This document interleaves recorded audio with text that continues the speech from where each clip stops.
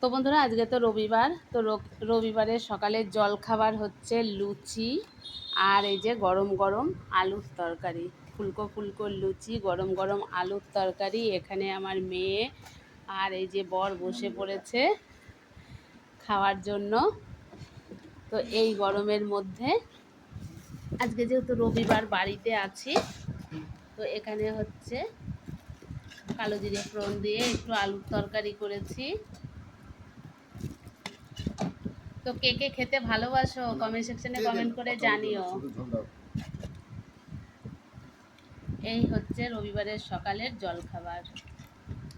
আর আমার মেয়ের খুবই প্রিয় একটা খাবার লুচি আর আলুর তরকারি।